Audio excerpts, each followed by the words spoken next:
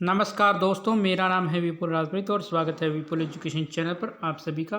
दोस्तों, कक्षा 10 के अंदर जो नई बुक लगी है राजस्थान इतिहास एवं संस्कृति, उसका पाठ नंबर 1 पढ़ रहे हैं, राजस्थान का ऐतिहासिक परिचय। इस पाठ को अब तक हम 8 भागों में पढ़ चुके हैं क्योंकि ये बहुत बड़ा पाठ है, इसलिए इसको धीरे धीरे पार्टों में आराम से पढ़ा जा रहा है। आज हम इसका 9वां पाठ लाए हैं और आज हम पढ़ेंगे बीकानेर का राठौड़ वंश और उसके प्रतापी शासक। चलिए आज ये पढ़ते हैं। तो सबसे पहले हम बात करेंगे राव भिक्का की। देखिए, राव भिक्का का शासनकाल है 1465 से 1504। ठीक है। भिक्का मारवाड़ के शासक राव जोधा का पुत्र था। ये कौन था? राव जोधा का पुत्र था, जो कि जोधपुर का शासक था ना, उसका पुत्र था। अपने पिता के द्वारा व्यंग्य किए जाने पर 1465 में वह जांगल प्रदेश में आ गया, यानी उसके पिता ने उसका मजाक उड़ाया था और वह 1465 में कहा गया जांगल प्रदेश। किंवदंती है कि करणी माता की कृपा से उससे नवीन राज्य स्थापित करने में सहायता मिली, यानी ऐसी बात कही जाती है कि करणी माता की कृपा से राव भिक्का ने नया राज्य बनाया। एक दूसरी मान्यता के अनुसार जांगल प्रदेश को राव भिक्का व जाट सरदार नरा ने मिलकर जीता। दोनों के नाम पर इसका नाम बीकानेर रखा गया, यानी कहा जाता है कि राव भिक्का और एक जाट सरदार था नरा, दोनों के नाम पर दोनों ने मिलकर जांगल प्रदेश को जीता था, इसलिए इसके दोनों के नाम पर इसका नाम बीकानेर पड़ा। बाटी, चौहान, खींचियों, क्यामखानी आदि स्थानीय शक्तियों की फूट का लाभ उठाकर उसने अनेक गांवों पर क्या अधिकार किया। पुंगल के राव शेखा की पुत्री से विवाह कर उसने अपनी स्थिति को भी मजबूत किया। 1488 में उसने बीकानेर की स्थापना कर उसे राठौड़ सत्ता का दूसरा केंद्र बनाया, यानी बीकानेर की स्थापना कभी 1488 में। इसने देशनोक में करणी माता के मूल मंदिर का निर्माण कराया, यानी देशनोक की जो करणी माता का मूल मंदिर है, इसका निर्माण किसने कराया? राव भिक्का ने। अब बात करते हैं राव लूणकर्ण की। इसका शासनकाल है 1505 से 1526।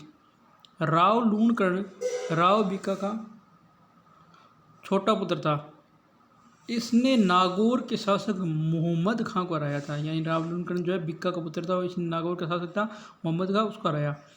यह 1526 में ढोसी के युद्ध में नारनौल के नवाब अब्बी मीरी से लड़ता हुआ मारा गया था, यानी 1526 में ढोसी का युद्ध में नारनौल का नवाब था अब्बी मीरा, उससे लड़ता हुआ मारा गया था। बिट्ठू सुधा ने अपने ग्रंथ राव जेतसिरा छंद में से कलयुग का कर्ण कहा, यानी बिट्ठू सुधा का ग्रंथ है राव जेतसिरा छंद, इसमें उन्होंने राव लूणकर्ण को कलयुग का कर्ण कहा गया है। करमचंद्र वंशो तय कीर्ति काव्यम नामक ग्रंथ में इसकी दानशीलता की तुलना कर्ण से की गई है। लूणकर्ण सर झील का निर्माता भी इसे ही माना जाता है, यानी जो लूणकर्ण सर झील बनी है वो राव लूणकर्ण ने ही इसको बनाया था। अगला शासक है राव जयसिंह, जिसका शासनकाल है 1526 से 1541। जयसिंह जो है 1534 में काबुल के मुगल शासक कामरान, जो कि हुमायूं का भाई था, उसको पराजित किया। इस युद्ध का वर्णन बिट्ठू सुधा अपने ग्रंथ राव जयसिंह छंद में करता है। इसने बीकानेर पर मालदेव का आक्रमण के दौरान अपने मंत्री नागराज को शेरशाह से सहायता प्राप्त करने के लिए भेजा था, मगर सहायता आने से पूर्व ही 1541 में साहेब या पहोबा जोधपुर युद्ध में राव जयसिंह मालदेव की सेना से लड़ता हुआ वीरगति पाई, यानी 1541 में लड़ा जाता है साहेबा या पहोबा जोधपुर का युद्ध लड़ा जाता है, उसमें राव जयसिंह मालदेव की सेना से लड़ते हुए वीरगति को प्राप्त हुआ। अगला शासक है राव कल्याणमल, 1541 से 1574। कल्याणमल ने खानवा के युद्ध में राणा सांगा की ओर से भाग लिया। कल्याणमल ने जो है 1527 में बाबर और सांगा के बीच जो युद्ध हुआ था खानवा का, उसमें सहायता की थी राणा सांगा की। कल्याणमल ने 1544 में गिरी सुमेल के युद्ध में मालदेव के विरुद्ध शेरशाह की ओर से भाग लिया। अब देखो, पहले तो वो 1527 में बाबर के विरुद्ध सांगा की तरफ से लड़ता है, लेकिन 1544 में शेरशाह की ओर से वह मालदेव के विरुद्ध लड़ रहा है। इसने बटनेर के किले पर भी अधिकार किया था। 1570 के अकबर के नागौर दरबार ने उपस्थित होकर इसने मुगल अधीनता भी स्वीकार कर ली और कल्याणमल ने मुगल अधीनता स्वीकार करने वाला पहला राठौड़ शासक माना जाता है। कल्याणमल के दो पुत्र थे, राय सिंह व पृथ्वीराज। राय सिंह को अकबर ने 1572 में जोधपुर का प्रशासन नियुक्त करता है। वहीं उसका दूसरा पुत्र पृथ्वीराज जो है अकबर का दरबारी कवि बन गया, जिसने बैली किशन रुक्मणी री नामक एक ग्रंथ की भी रचना की। अगला शासक है राव राय सिंह। देखो, राव राय सिंह का शासनकाल है 74 से 1612। 1570 में अकबर के नागौर दरबार के समय मुगल सेना में सम्मिलित हुआ था राव राय सिंह। इसने अकबर के गुजरात अभियान और कंधार अभियान में अपनी वीरता दिखाई। अकबर ने इसे 1572 में क्या किया? जोधपुर का शासक नियुक्त कर दिया। 1574 में राय सिंह को महाराजा धीराज की उपाधि देकर बीकानेर का शासक बना।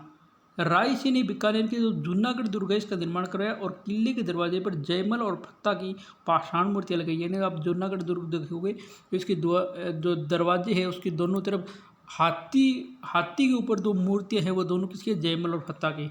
किले के भीतर इसने एक प्रशस्ति लिखवाई है जिसे राय सिंह प्रशस्ति भी कहा जाता है। इसके समय भीषण अकाल पड़ा था जिसे निपटने तो इसने बहुत धन खर्च किया था, इसलिए मुंशी देवी प्रसाद इसे राजपूताने का कर्ण कहते हैं।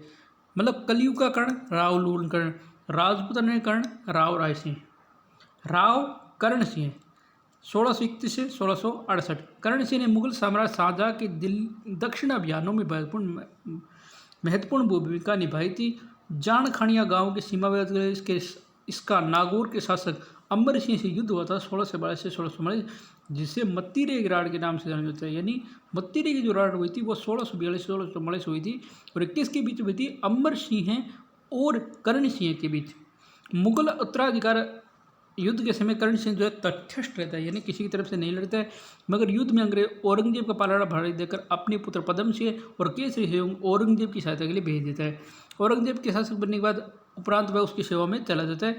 चिंतामणि भट्ट के ग्रंथ सुख संपत्ति में कर्ण सिंह को जांगलधर बादशाह कहा गया है। कर्ण सिंह ने साहित्य कल्पद्रुमु, उसके दरबारी विद्वान गंगाधर मैथिल ने कर्णभूषण और काव्य डाकिनी नामक ग्रंथ भी लिखे हैं। तो दोस्तों ये था आज का हमारा वीडियो जिसमें हमने बीकानेर का राठौड़ वंश पढ़ लिया है। आज हमने आपको डेली कहा है कि डेली एक एक जो वंश है उसको पढ़ेंगे। तो कल हमने जोधपुर का मारवाड़ वंश पढ़ा था, मारवाड़ का राठौड़ वंश पढ़ा था सॉरी, और आज हमने बीकानेर का राठौड़ वंश पढ़ लिया है।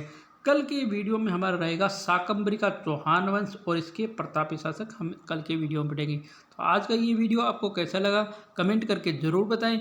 वीडियो को लाइक करना नहीं भूलें, शेयर करें। चैनल सब्सक्राइब नहीं किया आपने, चैनल जरूर सब्सक्राइब करें और बेल आइकन की घंटी को प्रेस करना नहीं भूलें। धन्यवाद दोस्तों, जय हिंद जय भारत, घर रहें स्वस्थ रहें। और हाँ, इससे पहले की जो भी वीडियो अपलोड किए गए हैं आई बटन में लिंक मिल जाएगा।